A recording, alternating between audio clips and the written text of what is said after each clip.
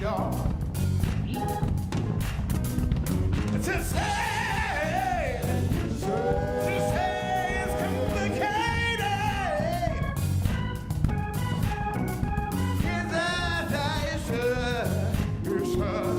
It's under straight man.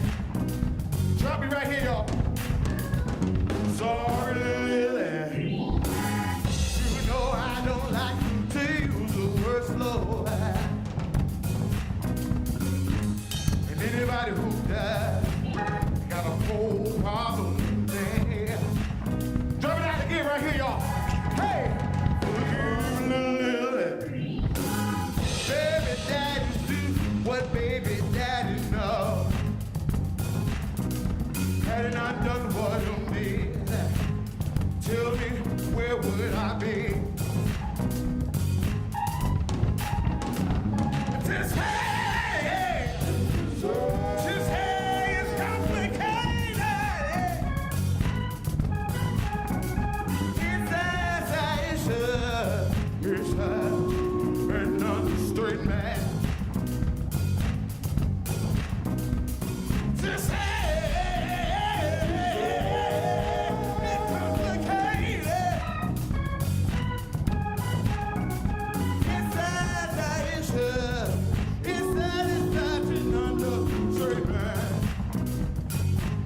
My favorite part, gang, gang, gang, gang, gang, gang, gang, go on gang, gang, gang, go on gang, gang, gang, gang, go on gang,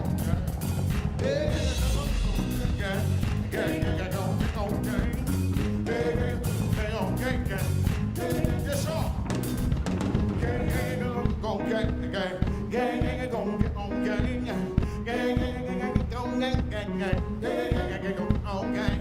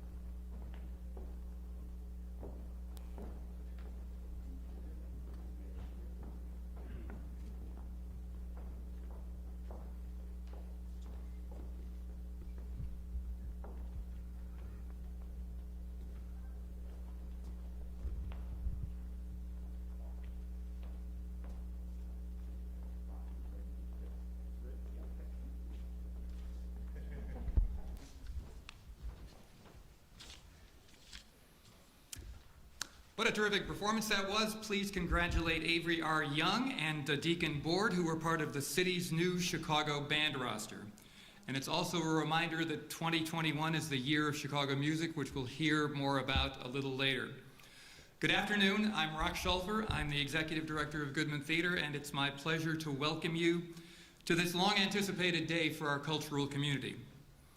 The pandemic has had a devastating impact on our society and our world, and that includes our cultural organizations and workers. Since our mission involves gathering people together in close quarters to encourage understanding, promote knowledge, and provide entertainment, we were among the first industries to close to promote public safety, and among the last to reopen. But art and culture is the fabric of society, and artists and cultural groups have worked to find new ways to communicate. Goodman Theater has never stopped providing productions and education programs during the pandemic, reaching over 200,000 individuals and creating new initiatives that will permanently increase access to our work thanks to our artists, staff, and board. Our newest initiative premieres next week, Live from the Goodman, a series of 3 plays performed live in our Owen Theater and streamed online to audiences in their homes. The first production is Adam Rapp's acclaimed new play, The Sound Inside, directed by Artistic Director Robert Falls. Furthermore, I'm thrilled to announce the Goodmans return to live performances with audiences in August with the resumption of Jocelyn Bio's terrific new play, Schoolgirls, or the African Mean Girls play, directed by Lillian Brown. This is the production that was on stage when performances were suspended, on stage on this very set. It's now my distinct pleasure and privilege to introduce the person whose leadership of our city during the pandemic has been extraordinary, whose advocacy for Chicago's cultural life is exemplary, and whose love for the people of our city is unsurpassed. Please welcome the Mayor of Chicago, the Honorable Lori Lightfoot.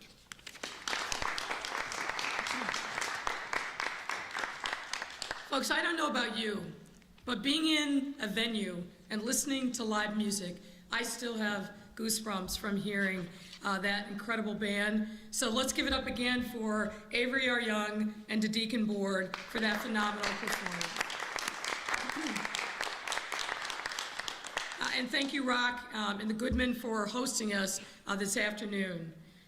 Good afternoon, everyone, and I'd like to additionally recognize the other leaders that are here with me today. Department of Cultural Affairs and Special Events Commissioner Mark Kelly, Grand Park Music Festival and CEO Paul Winberg, Chicago Latino Theater Alliance co-founder and executive director Mira Salazar, Chicago Humanities Festival Artistic Director and Cultural Advisory Council Vice Chair Allison Cuddy, Millennium Park Executive Director Scott Stewart, Glenn Eden, Chair of Choose Chicago's Board of Directors, Chicago Independent Venue founder and co-chair Katie Tutton, and of course, co-owner of The Hideout. And Chicago Independent Venue League co-chair and venue owner Robert Gomez.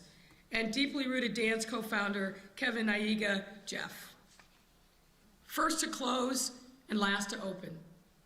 That has been the fate of too many of our arts and culture and music venues. And today I'm happy to announce that that's finally starting to change. Not even a week ago, I came before our city to announce the exciting launch of Open Chicago, our latest step in our mission to safely and fully reopen our city by promoting economic activity and enhancing our residents' quality of life. A critical component of this mission is revitalizing our arts and culture scene, which is essential to our ability to recover from this pandemic, both for our economic and social needs. As we're all aware, this past year has taken a particularly devastating toll on our arts and culture community, which is forced to cancel shows, close doors to its theaters, music venues, and adapt to new ways of making and sharing art. But despite these challenges, our arts and culture scene was still able to bring us joy and spark dialogue in our communities, reinforcing its place as one of the most defining features of our city. This sector has sacrificed and suffered so much over the course of the last year. Our arts and culture community is not a nicety. It is a necessity. Whether your jam is the high arts, theater of all stripes, we are a city second to none, of course, when it comes to music, but also poetry, painting, public art, and any kind of unique and innovative expression, and of course, movies and TV. We have it all here in Chicago. Arts and culture uplifts and challenges us to think, to pause and ponder, and it enhances every part of our senses and our souls. It not only feeds in our bodies and our minds, this community feeds our economy. Over $1 billion every year in normal years. And we need you back. And it's only right that we be intentional about uplifting it both during and long after this pandemic is over. That's why we chose to host this press conference here at the Goodman Theater, one of Chicago's most iconic venues, which remains vital to our performing arts. That's why we made artists a key part of our signature economic development initiative, Invest Southwest. That's why we've launched several multi-million-dollar initiatives over the past several months to provide relief to our artists and arts venues, and yes, more financial support to come. And that's why we're here to announce Open Culture, the next phase of Open Chicago that will root the recovery of our arts and culture scene into larger reopening initiatives. Open Culture signals the reopening of our diverse and legendary cultural scene with music, dance, public art, markets, and more at Millennium Park and venues all across our city and every neighborhood. And as Commissioner Kelly will explain in more detail shortly, we'll be kicking off this next phase with a number of exciting summer cultural events, including both iconic Chicago traditions and brand new or reimagined programs. This includes festivals like Chicago in Tune, a new citywide festival celebrating our rich and legendary music scene, Pivot Arts Festival, and the Hyde Park Jazz Festival, live performances such as the Southside Jazz Coalition's Jazzin' on the Steps and Chicago Latin Jazz Festival, new public art and art events at the Hyde Park Arts Center, music, a Museum of Contemporary Art, Smart Museum, and the Art Institute of Chicago. Fairs such as the Old Town Art Fair, Southport Art Fair, Chinatown Summer Fair, and Printers Row Book Fair. The 2021 seasons of the Grant Park Music Festival and Chicago Symphony Orchestra, concerts at the J. Pritzker Pavilion, dance performances in Millennium Park, the return of historic city markets such as Maxwell Street, and the return of Taste of Chicago to Go, community meals, and so much more. All of these events, as with the rest of our Open Chicago programming, would adhere, of course, to the latest public health and safety guidelines, and we are a testament to our progress in slowing and stopping the progress of COVID-19. Folks, the Open Chicago announcements that we've made to date are only the beginning of our targeted efforts to safely reopen our city. And our ability to make more is contingent upon what we do right now, every day, what you do right now, every day, to fight this virus that is still very much a part of our present. We've urged you to wear masks, social distance, stay home if you feel sick, wash your hands frequently, and most recently, to go and get vaccinated. And we will continue to do all of those things. Vaccines are no longer scarce as they were even a few weeks ago. Meaning if you were over the age of 16, right now, you can schedule an appointment, drive up, or even just walk in at a location all across the city offering vaccines or get vaccinated. And let me repeat, the vaccine is safe, the vaccine is free, and the vaccine is now widely accessible. So please don't hesitate any longer to get vaccinated. To further encourage folks to get vaccinated, we are also announcing the launch of vaccination events for our arts community today. On the South Side, on May 20th, from 12 to 7 p.m., arts workers can get vaccinated at the Promontory, which is located at 5311 South Lake Park Avenue. That's 53rd and Lake Park in Hyde Park. And on the north side, on May 21st, also from 12 to 7 p.m., they can go and get vaccinated at the Theater Wit, which is located at 1229 West Belmont. That's at Belmont and Southport. Furthermore, there will be mobile vaccination resources available at many of our Open Chicago summer events, making the vaccine that much more accessible. And thinking about where we were as a city last year, announcements like these seem very far away, if not impossible. But now, they are very much real. They are the rewards for our persistence over this last year, your commitment, your dedication, your sacrifice, and will make our return to normal that much closer and much, much clearer. So let's keep up the good work, folks, and keep doing our part to open Chicago even more. Thank you, and it's now my pleasure to welcome up DK's Commissioner, Mark Kelly. Mark?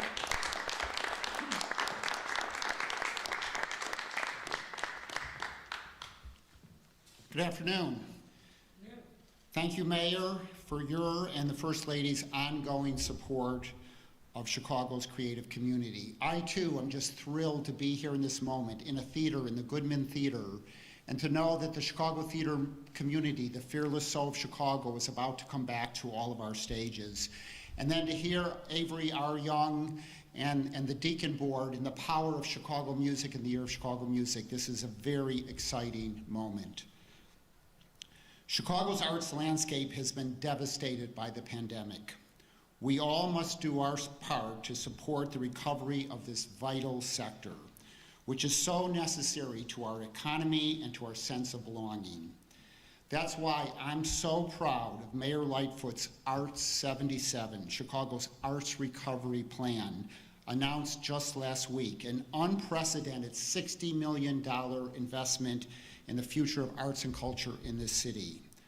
I'm also thrilled to know that the arts will be on the leading edge of the city's reopening as our music clubs, theaters, and festivals come back to life and energize Chicago. There is so much to be excited about as the arts return. During this Year of Chicago Music, our Chicago in Tune Festival will emerge, the first annual Chicago in Tune Festival, will emerge as a joyous month-long celebration of Chicago's music landscape.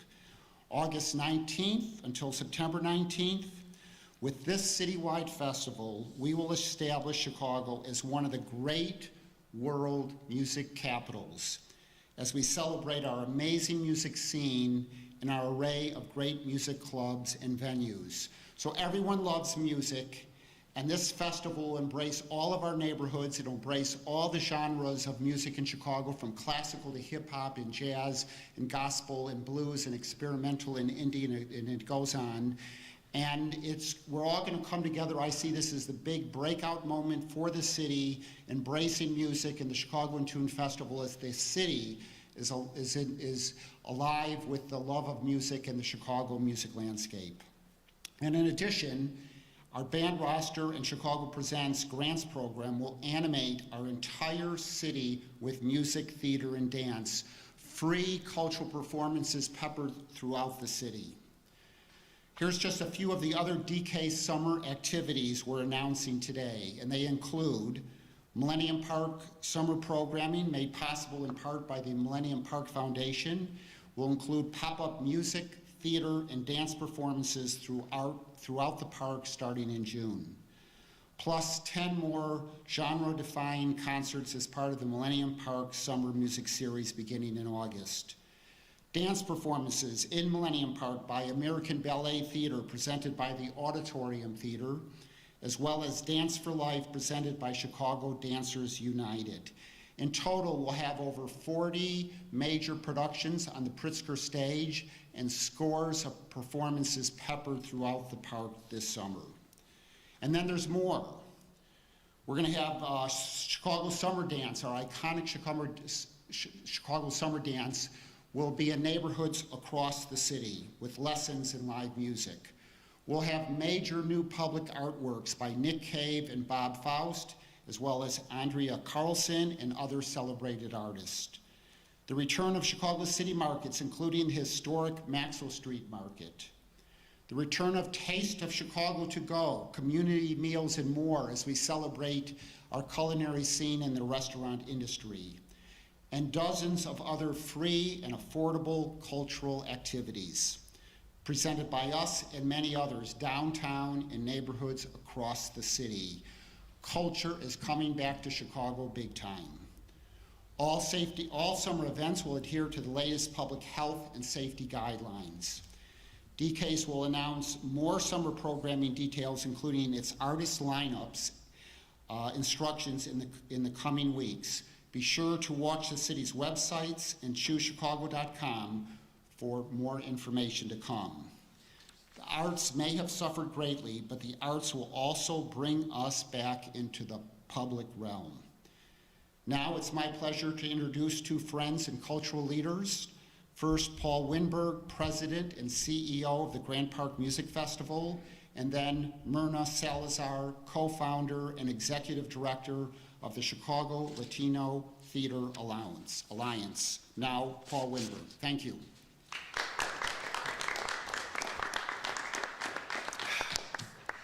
Thank you so much, Commissioner Kelly, and thank you, Mayor Lightfoot, for this opportunity to speak on behalf of the Grant Park Music Festival and really the city's cultural community, representing thousands of artists, administrators, production staff, all of whom are ready and anxious to play a key role in driving the spiritual and economic reawakening of what we hope to be a post-pandemic Chicago.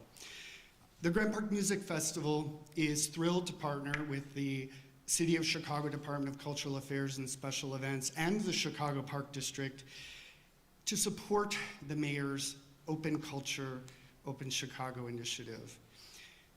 Most of you know that the festival was established back in 1935 by the Chicago Park District at the height of the Great Depression, another worldwide cataclysmic event.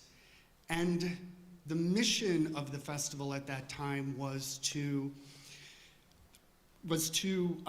provide artists employment, but at the heart, it was to uplift the spirits of weary Chicagoans during a very difficult and painful time.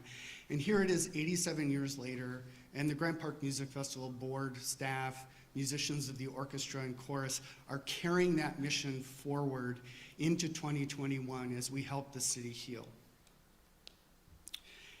Earlier today, we were able to announce the return of the festival to Millennium Park and to neighborhoods reaching every corner of the city. This summer, over the course of 8 weeks, the festival will produce more than 100 free concerts and educational events for children and adults of all backgrounds and means, with a special focus on the city's Year of Chicago Music and Invest Southwest initiative. We return with free choral and orchestral programs, open rehearsals, neighborhood concerts, children and family programming, and professional development initiatives for young, aspiring musicians of color. We can't wait to safely welcome audiences back this summer to one of the first major live music events in the Pritzker Pavilion since September of 2019.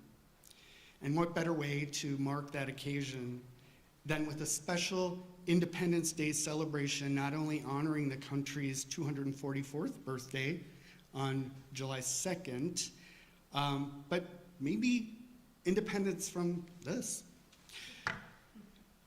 So Mayor Lightfoot, I hope you'll be able to join us for that opening night celebration on July 2nd.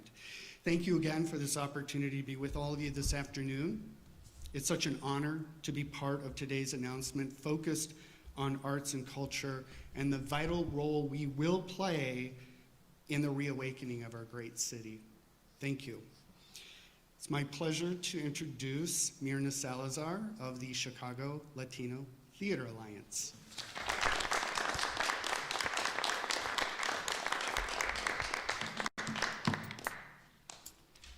Two minutes, huh? Well, we'll see. My name is Myrna Salazar, the co-founder and executive director of the Chicago Latino Theater Alliance, and I will be speaking on behalf of the Latino theater and the Latino theater artist community in Chicago. As we all know, Mayor Lightfoot, I'm sorry. Commissioner Kelly, I'm sorry that I should have honored you first. Thank you for inviting me to be part of this press conference. I'm excited and very hopeful that we will be having an amazing year in welcoming theater artists back to their stages. The lights are on today. I feel very, how do you say it? I'm overwhelmed to be on this stage when I normally sit on those seats. And as a frustrated actress, I am having a ball. Muy buenas tardes. During the pandemic, our communities, the Latino community, have been hurting. And as you know, 40% of Latinos have been ravaged by the pandemic. We have been faced with many challenges. In our cultural programming, the very thing that feeds our soul and elevates our spirits, were put on a pause. But as Latinos do, we persevere. The Chicago Latino Theater Alliance last year, in September, in the middle of the pandemic, created Destinos al Aire. We kind of recalibrated our programming so that we can bring bring audiences to a live performance of 9 theater companies at Chi-Town Drive-In. And because the event was so successful, they have asked if we can continue to do those types of events throughout the community. We're going to be partnering with the Nights Out in the Park in late November, early December, so we can bring some of the cultural spirit of the various Latino cultures, Colombianos, Cubanos, Puerto Ricanos, Mexicanos, their music, their traditions, and their stories. We work diligently to bring the theater in whatever capacity we responsibly could to find light in such dark times, from drive-in, live events, and streaming web series on the internet. Now we look forward to welcoming you back in our spaces. There's not too many Latino theater venues in Chicago. We partner many times producing the International Latino Theater Festival called Destinos, which is one of its kind in the Midwest and very few around the country, and we partner with organizations like the Goodman Theater. And by the way, the Goodman Theater was the lead sponsor for Destinos al Aire back in September, which was very successful.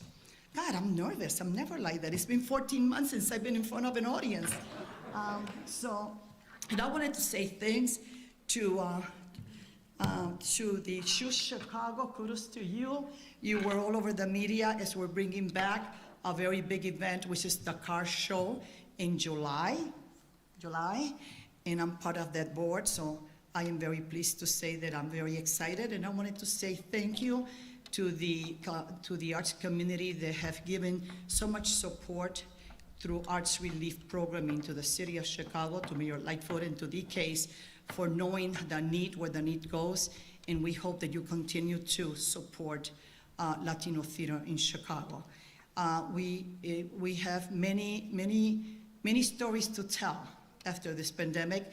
We will be having an event, our first event, June 19th at it's Puerto Rican actress, television, stage, and film actress from Puerto Rico, where she will be doing a storytelling comedy show, Sola en la Pandemia Está Cañón, which is alone during the pandemic is I can say the other words. So thank you so very much for having me here, and we look forward to seeing all of you in our theaters. Thanks.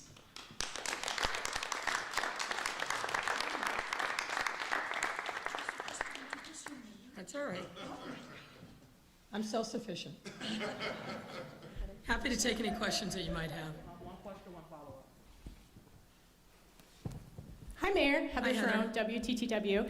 I have an on-topic and an off-topic. On-topic, any news about the Air and Water Show that was missing from today's announcement, and I get calls all the time about it. Yeah, look, as I've said before, all of these events that take a very long lead time, we have been in conversation with the organizers and the producers for some time, but we're not ready to kind of announce what might happen later in the summer, but stay tuned. And a follow-up, Patrick Daley Thompson, the alderman of the 11th Ward, was indicted last week on 7 charges. Should he resign from the city council while he faces these charges? Look, obviously, it goes without saying that anybody who is charged is entitled to a presumption of innocence.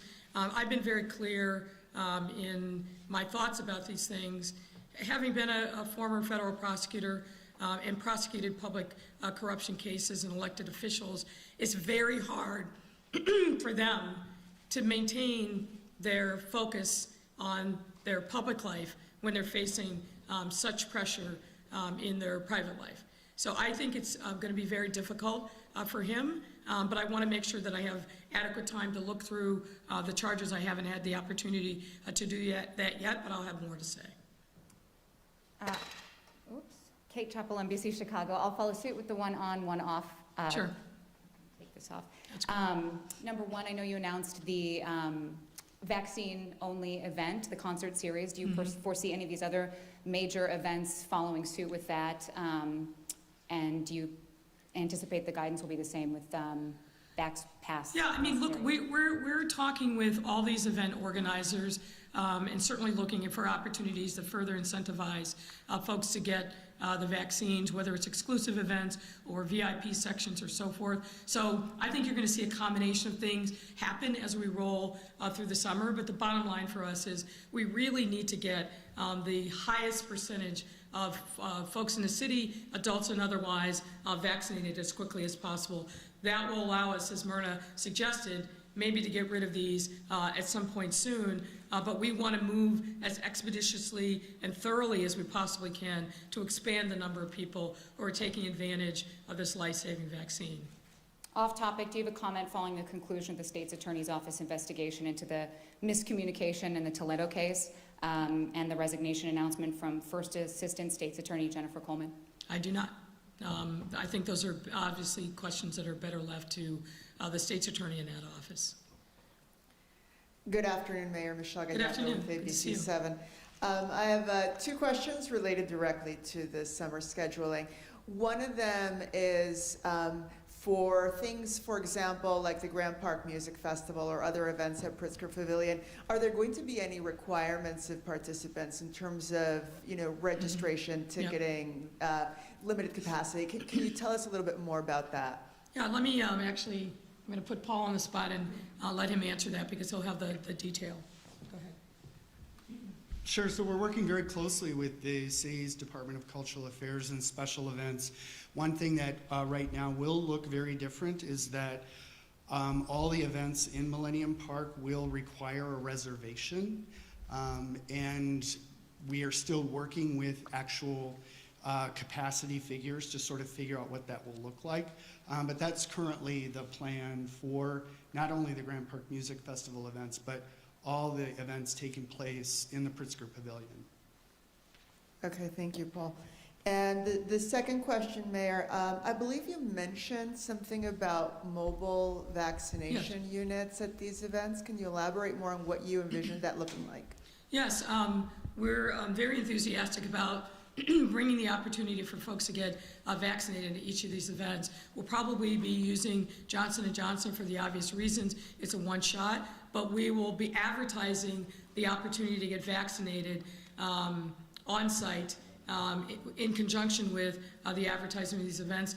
The location will be obvious and will obviously accommodate the need for the 15-minute waiting period. But we've seen in other places across the country that this has been used with great success, and we're going to basically ramp up our offerings of mobile vaccine as well. We're already doing that. We were doing it somewhat before the pause with Johnson & Johnson. We're going to accelerate those efforts now. Hi, this is Eric Ettinger with the Hyde Park Herald. Yes, Last night, 4 black alderwomen, King, Hairston, Taylor, and Haddon, had a town hall about the Anjanette Young ordinance that they're pushing alongside some others. They're all under the opinion that the city council and the city needs to codify changes to warrants and searches into law rather than in policy. Obviously, there's been policy changes in the police department saying that it needs to be done because of, possible capriciousness of changing leadership and with mayoral administrations. I wondered, since you have ordered policy changes at the police department, if you have any perspective on this opinion that there needs to be law change rather than simply policy change. Well, as I've indicated multiple times, I'm happy to sit down and talk with any or all of the advocates for the ordinance. They launched the ordinance with a press conference, which was the first that I or anybody in the police department knew anything about it. I am dubious about codifying policy that should be born of a process obviously dictated by the consent decree that requires nimbleness and a lot of engagement with the community. If we make it static, as in a city council law, that would be in precedent number one, but I think it would inhibit the ability of the department to respond nimbly to changing circumstances that might warrant some quicker action than what might be able to be done through city council process. As you know, some weeks ago, the department announced a very robust set of changes to its search warrant policy. I think that those were responsive not only to the circumstances of Anjanette Young, but others for whom there were these so-called wrong raids, but also tightened up a lot of other areas in the search warrant policy to make sure that senior members of the department were signing off on search warrants and not just at the sergeant level as had been happening before, making sure that the right personnel with the right training were actually executing the search warrants and not just having routine members of the police department do that. So I think there were a lot of significant changes that responded not only to the circumstance that we saw in some of the reporting, but also just comport more with best practices across the country. I've taken a look at that ordinance, and it doesn't seem to have been written by somebody with a lot of experience and background in local policing and best practices. So I think there's some real challenges there. I know the chairman of public safety also has spoken to some of the sponsors about some of his concerns, but we'll sit down and have a conversation. I'd like them to actually also respond to what we put out for public comment, because we're moving that to conclusion relatively soon. Alderman King told me last night that she wants to compromise with you on it to get the bill passed, or to get the ordinance passed. I have not heard from Alderman King. The only one that I've heard from is Alderman Haddon, and to a lesser extent, Alderman Hairston. More than happy to sit down with any or all of them, but I have not heard directly from Alderman King about this. Thanks all, that's all the time we have. Okay. Did you, Heather, I think. Now, don't make me regret this, Heather. I give you the last question. Yeah. Go ahead, there you go. Sydney Roberts of COPA just announced her resignation, not giving a reason. Can you tell me why she resigned? Did you request her resignation? And how will you handle filling not only the chief administrator's role at COPA, but also the CPS CEO and several departmental heads? It's a lot of turnover. Well, look, this has been a very tough year, I think, on a lot of people. We're coming up to the 2-year anniversary, and I think a lot of people are taking stock about where they are. As I said the other day regarding CPS, particularly that institution in particular, is not built to be determined solely by the leadership.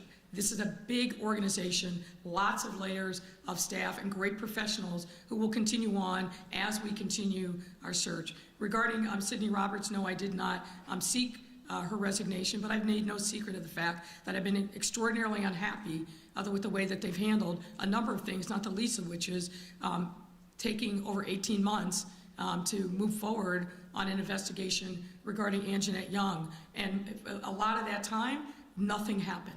That's not acceptable. And I've been very candid, both in public but also directly, about the fact that I think COPA needs to be much more responsive, much more mindful about the fact that it carries a very important position and role in police accountability, and we've got to make sure that they move forward in a thorough but expeditious way, because as everyone knows, justice delayed is justice denied. So we will be looking to have an interim person in place at COPA, and then we'll follow the ordinance guidance on replacement of the COPA head. But I feel very comfortable about where we are as a city, as a mayor's office. We've got great people who are working their tails off every day in service of the residents of this great city. Thank you.